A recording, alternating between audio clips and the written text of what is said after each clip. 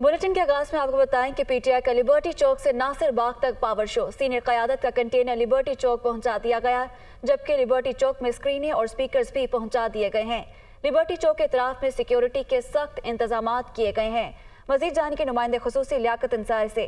लियाकत, 1 घंटे बाद रैली का आगाज होगा, क्या सूरत हाल और क्या इंतजाम देख रहे हैं? आज बिल्कुल आज तहरीक इंसाफ जो है वो सियासी पावर शो कर रही है। इसके बुनियादी तौर पर 3 मकासद हैं। एक तो मजदूरों के आलमी दिन के मौका पर मजदूरों के साथ ये इजहार यकजहती किया जा रहा है। इसको यौम मई के हवाले से रैली का नाम दिया गया, लेकिन साथ ही साथ आइन की सुपरमेसी के लिए भी इसमें नारा दिया गया। और तीसरा जो मकसद है वो एक इंतखाबी पावर शो भी करना है कि ताकि लाहौर में तमाम जो टिकट होल्डर हैं पीटीआई के 30 टिकट होल्डर्स, उनको ये टास्क दिया गया है कि वो रैली लेकर जो अपनी अपनी रैलियाँ मुख्तलिफ इलाकों से लेकर लिबर्टी चौक पहुंचेंगे। लिबर्टी चौक में इस वक्त पार्टी की सीनियर लीडरशिप के लिए कंटेनर पहुंचा दिया गया, एक बड़ी स्क्रीन भी पहुंचाई गई है जिसके साथ स्पीकर्स भी नस्ब हैं, ताकि वहां पर जो है रास्ते में इम्कान है कि जब इमरान खान गाड़ी के अंदर से नासिर बाग से खिताब करेंगे तो इस स्क्रीन पर इमरान खान का खिताब जो है वो दिखाया जाएगा। जो पार्टी के तराने गूंज रहे हैं, सिक्योरिटी के एहलकार यहाँ पर अपनी पोजीशन संभाल चुके हैं और 1 बजे का वक्त दिया गया है। तो पीटीआई की क़यादत को जो है वो रात गए इस रैली के लिए बाकायदा डिप्टी कमिश्नर लाहौर की तरफ से इजाज़त दे दी गई है। पहले इलेक्शन कमीशन ऑफ पाकिस्तान ने जो है एक नोटिस के जरिए बिला इजाज़त रैली करने पर रोक दिया था और कहा था कि इजाज़त के बगैर रैली की नहीं निकाली जा सकती, इसलिए मनसूख किया जाए। जिसके बाद पीटीआई की क़यादत ने हुकूमत पंजाब और डिप्टी कमिश्नर से रब्ता किया और रैली की इजाज़त दे दी गई। तो इस हवाले से पीटीआई की क़यादत का कहना है कि आज की रैली में एक भरपूर सियासी पावर शो होगा। लिबर्टी चौक जो है वो एक बार फिर वही मनाज़र पेश करेगा जो पीटीआई के अक्सर जो है इज्तिमात लिबर्टी चौक में ही होते हैं और यहीं से लॉन्ग मार्च का भी पीटीआई ने आगाज़ किया था। और फिर पीटीआई का हर एहतजाज या फिर हर जो इजहार यकजहती है वो ज़्यादातर जो है लिबर्टी चौक का ही उसके लिए इंतखाब किया जाता है। अगर इसके रूट की बात करें तो ये रैली जो है वो लिबर्टी चौक से शुरू होकर इमरान खान की क़यादत में फ़िरोज़पुर रोड पर आएगी और फ़िरोज़पुर रोड से होते हुए एमयू कॉलेज और एमयू कॉलेज से होते हुए लोअर मार रोड से गुजरते हुए ये जो है वो नासिर बाग पहुँच कर इख्तिताम पज़ीर होगी। बम प्रूफ गाड़ी जो है इमरान खान उस गाड़ी के अंदर इस रैली की क़यादत करेंगे और किसी मुकाम पर वो गाड़ी से बाहर नहीं निकलेंगे। उनकी सिक्योरिटी के पेश नज़र ये फैसला किया गया है। अलबत्ता नासिर बाग पहुंचकर वो गाड़ी के अंदर से ही जो है वो पार्टी के कारकुनों के साथ खिताब करेंगे। ताहम जो सीनियर लीडरशिप जो कंटेनर पर है वो रास्ते में मुख्तलिफ मुकामात पर खिताब कर सकती है। पार्टी तराने गूंजते रहेंगे और लिबर्टी चौक से 1 बजे का वक्त दिया गया है कि यहाँ से रैली का आगाज़ होगा और इमरान खान जमान पार्क से जो है वो यहाँ लिबर्टी चौक पहुँचेंगे और फिर रैली शुरू होगी। पीटीआई एक भरपूर पावर शो करना चाहती है ताकि इंतखाबी मुहिम जो उनके पार्टी के उम्मीदवार हैं उनका एक इंतखाबी माहौल भी बन सके और इलेक्शन के लिए हुकूमत पर और जो इलेक्शन कमीशन है और जो मुतल्लिका अदारे हैं उन पर दबाव भी बढ़ सके। जी, तो भरपूर सियासी पावर शो करने जा रही है पाकिस्तान तहरीक इंसाफ। बहुत शुक्रिया, लियाकत अंसारी हमारे साथ मौजूद थे। लाहौर की सूरत हाल आपने जानी, रुख कर लेते हैं पेशावर का। तहरीक इंसाफ आज पेशावर में भी रैली निकालने जा रही है। रैली गुलबहार से चौक यादगार तक निकाली जाएगी। सिक्योरिटी खदशात की वजह से पेशावर में दफ़ा 144 भी नाफिज की गई है, ऐसा बताया गया है डिप्टी कमिश्नर पेशावर की जानिब से। तफसील जान लेते हैं, हमारे नुमाइंदे आमिर जमील हमारे साथ मौजूद हैं। आमिर, लाहौर में तो इजाज़त मिल गई रैली की, पेशावर की सूरत हाल, इसके साथ साथ दफ़ा 144 का भी निफाज है, इनेकाद मुमकिन हो पाएगा? देखिए, ऐसा तो मुश्किल लग रहा है कि दफ़ा 144 का नफाज हो सके, क्योंकि इससे पहले भी जब पाकिस्तान तहरीक इंसाफ की रैली थी तो उस वक्त भी दफ़ा 144 नाफिज की गई थी, लेकिन दफ़ा 144 का नफाज नहीं किया जा सका। गुज़िश्ता रोज़ भी डिप्टी कमिश्नर पेशावर की जानिब से दफ़ा 144 नाफिज तो कर दी गई है, लेकिन ऐसा इसका नफाज जो है वो होता मुमकिन नज़र नहीं आ रहा। पाकिस्तान तहरीक इंसाफ की जानिब से एक रैली का जिस तरीके से बताया गया कि एहतमाम किया गया है आइन के तहफ़्फ़ुज़ के लिए, इस वक्त हम उसी मकाम पर मौजूद हैं जो कि पाकिस्तान तहरीक इंसाफ की जानिब से बताया गया कि यहाँ पर उनके कारकुनान जमा होंगे और यहाँ से रैली का आगाज़ किया जाएगा। 1 बजे का टाइम दिया गया है कारकुनों को कि यहाँ पर जमा हो, लेकिन इस वक्त तक हमें यहाँ पर कोई कारकुन नज़र नहीं आ रहा। क़यादत जो है वो भी मौजूद नहीं है, जबकि खैबर पख्तूनख्वा और ख़ास तौर पर जो पेशावर के जितने भी साबिक MPs थे या MNAs थे उनको बाकायदा तौर पर टास्क दिया गया था कि वो कारकुनों को ले लेकर यहाँ पर जमा होंगे और यहाँ से फिर रैली का आगाज़ किया जाएगा। चौक यादगार तक जाएंगे जीटी रोड से होते हुए। इस वक्त हम गुलबहार के मकाम पर मौजूद हैं।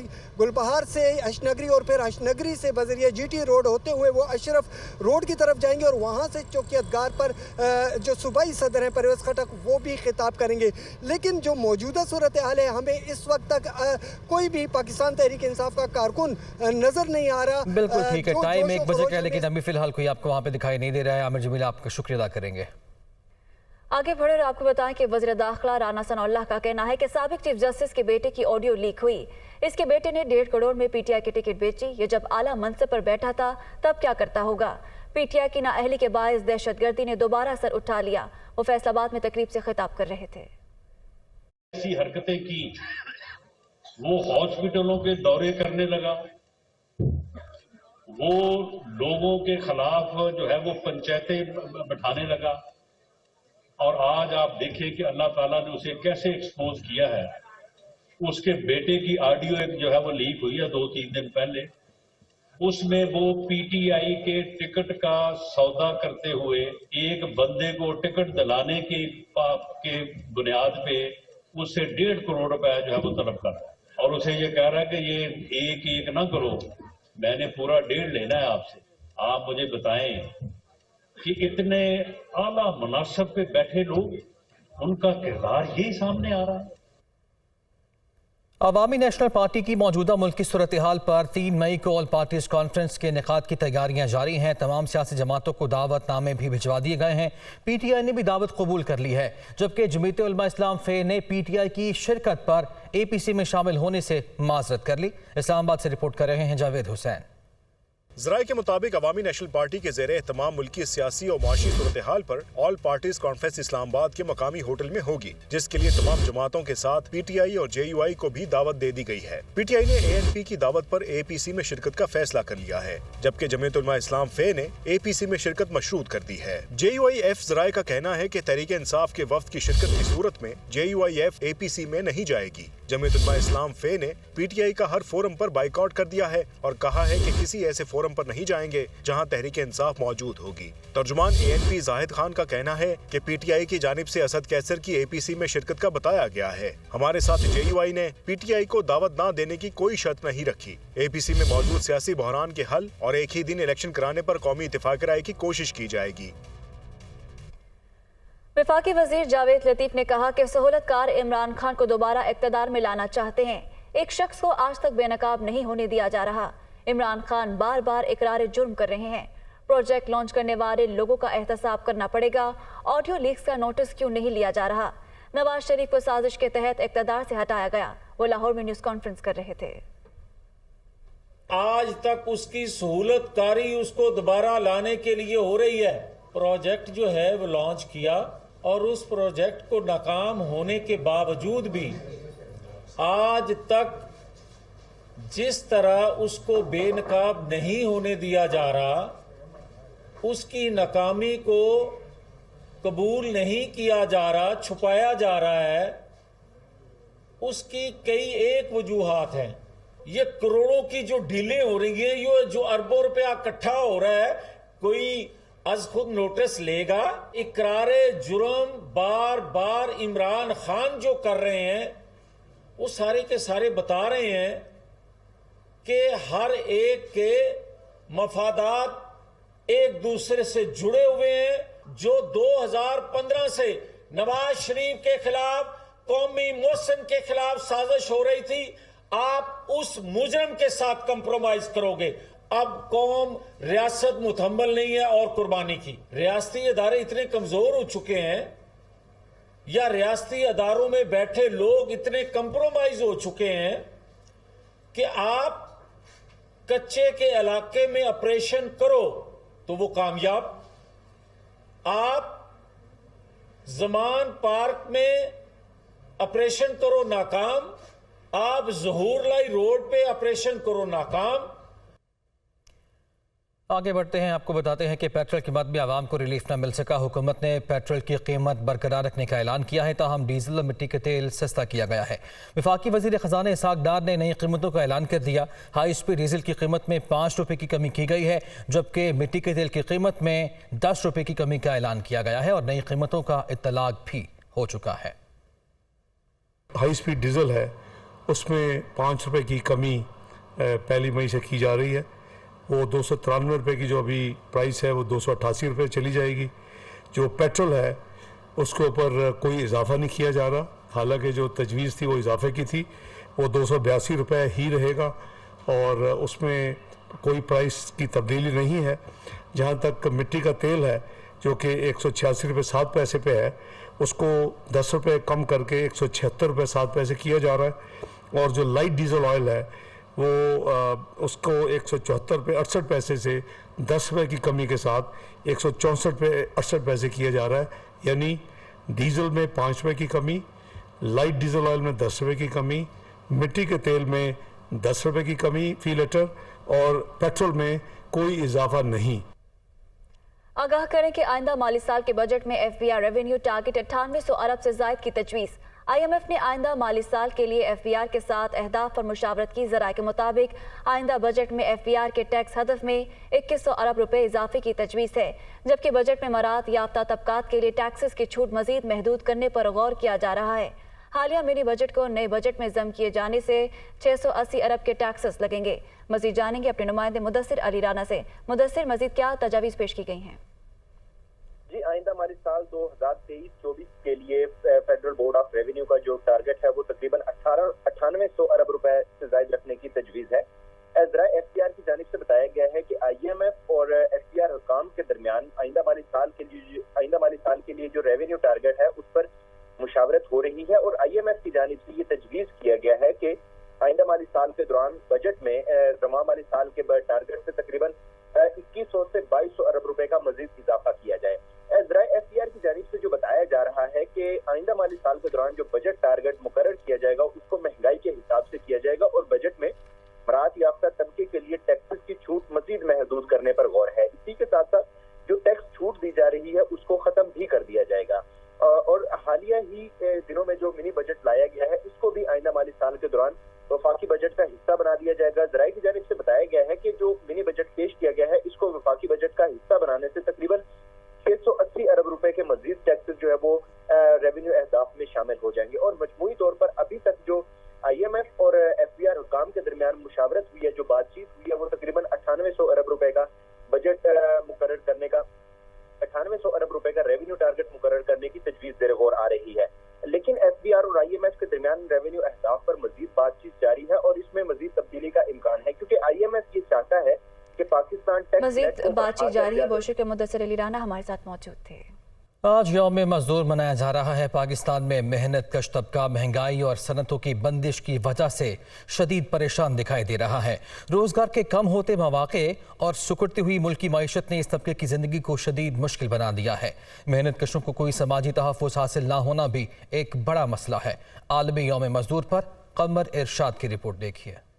शदीद मौसमी हालात और सख्त मेहनत में मगन हमारा मजदूर तबका जो इंतहाई कम उजरत और मुश्किल हालात में ज़िंदगी गुजार रहा है। आज पाकिस्तान में मजदूर तबके को न सिर्फ महंगाई का सामना है बल्कि गैस और बिजली की लोड शेडिंग की वजह से सनतों की बंदिश बेरोजगारी को मुसलसल बढ़ा रही है। अदादो शुमार के मुताबिक पाकिस्तान में 33% मजदूर तबका कम उजरत पर मेहनत मजदूरी करके अपने घर का चूल्हा जलाता है। मजदूरों का आलमी दिन तो मनाया जाता है मगर उनके लिए कोई इकदाम नहीं किया जाते। महंगाई रोज़ ब रोज़ बढ़ती जा रही है, हमारी सैलरी वही पुरानी चल रही है। तकरीबें तो बहुत होती हैं, लेबर भी करती है, हुकूमत की तरफ से भी की जाती हैं, ये सिर्फ फॉर्मेलिटी है, कोई किसी किस्म की सहूलत नहीं है। हुकाम का कहना है कि वो मजदूरों की फलाह बहबूद के लिए इकदामात कर रहे हैं जबकि कई स्कीमें भी ज़ेरे गौर हैं। फैसलाबाद में 7 लेबर कॉलोनीज हैं जहाँ पे वर्कर्स को फ्री ऑफ कॉस्ट प्लॉट्स जो हैं वो दिए गए और वाहिद मकसद ये था कि वो वहाँ पे रहें। मुल्क की तामीर और तरक्की में मेहनत कशों का किरदार इंतहाई अहम है। इन्हें मुआशी और समाजी तहफ़्फ़ुज़ दिए बगैर कोई भी कौम तरक्की की मनाजिल तय नहीं कर सकती। महंगाई के इस दौर में आज भी हुकूमत पाकिस्तान से ये तवक्को की जाती है कि मज़दूरों के लिए खातिर खा इक़दाम किए जाएँ ताकि वो अपनी और अपने बच्चों की ज़िंदगी अच्छे तरीके से गुजार सकें। कैमरामैन जुबैर गुमन के साथ कमर इरशाद, दुनिया न्यूज़, फैसलाबाद। किसी भी मुल्क की तरक्की का अंदाज़ा वहाँ के मजदूरों की हालत से लगाया जा सकता है। हमारे यहाँ 2 वक्त की रोटी को तरसते मजदूरों के लिए लेबर डे सिर्फ एक दिन है। छुट्टी की तो घर का पहिया कैसे चलेगा। आज के दिन भी कुल्ली तारिक अपने कामकाज में मसरूफ है। मज़ीद जानते हैं फहद बशीर की इस रिपोर्ट में। दुनिया भर की तरह पाकिस्तान में भी मेहनत कशों का आलमी दिन आज मनाया जा रहा है, मगर इस दिन की अहमियत से नावाकिफ कुल्ली तारिक हर रोज की तरह रेलवे स्टेशन पर अपने काम में मसरूफ है।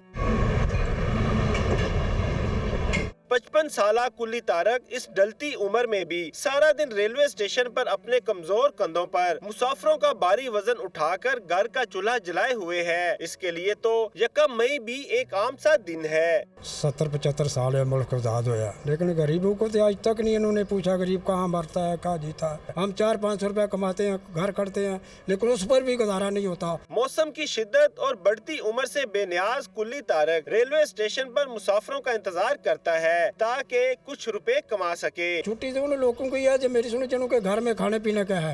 ये दिन मजदूरों का है, छुट्टी करने का। मजदूर के कारण ना पैसा है, ना खाने पीने को चीज है। आज का दिन न सिर्फ कुल्ली तारक बल्कि महरूमियों का शिकार बहुत से मजदूरों की बेबसी का मजाक उड़ा रहा है। हुक्मरानों की जानब से मजदूरों को उनके हकूक फराहम करने के दावे तो बहुत किए जाते हैं, लेकिन गुर्बत की चक्की में पिसे इन मजदूरों के हालात आज तक नहीं बदल सके।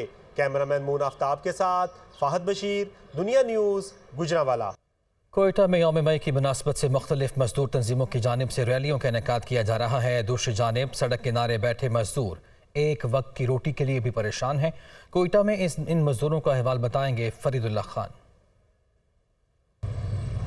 जी, आज दुनिया भर की तरह कोयटा में भी मज़दूरों का आलमी दिन मनाया जा रहा है और शिकागो के जो मज़दूर हैं उनकी कुर्बानियों को खराज तहसीन पेश किया जा रहा है और मज़दूरों के जो हकूक़ की बात की जा रही है। मुख्तलिफ ट्रेड यूनियन की जानिब से जो सरकारी मुलाजमीन हैं वो मुख्तलिफ खातिर से यूनियन जो हैं वो रैलियाँ निकाल रहे हैं, तकरीबात का इनेकाद किया जा रहा है। लेकिन दूसरी जानिब देखने में ये आ रहा है जो हकीकी मज़दूर हैं, जो दिहाड़ीदार मज़दूर हैं, वो कोयटा शहर के मुख्तलिफ चौक चौराहों पर खड़े हैं, इसलिए कि ताकि उन्हें रोज़गार मिल सके और अपने बच्चों के लिए कुछ जा सके। देखने में ये आता है अगर एक शख्स एक मज़दूर को लेने के लिए आता है तो 10, 15, 20 मजदूर उसके पास लिपक के जाते हैं ताकि वो किसी को मजदूरी मिले। इस वक्त मेरे साथ बादशाह खान चौक पर एक मजदूर मौजूद है। हम लोगों में इतना वो हिम्मत नहीं है मजदूरों में।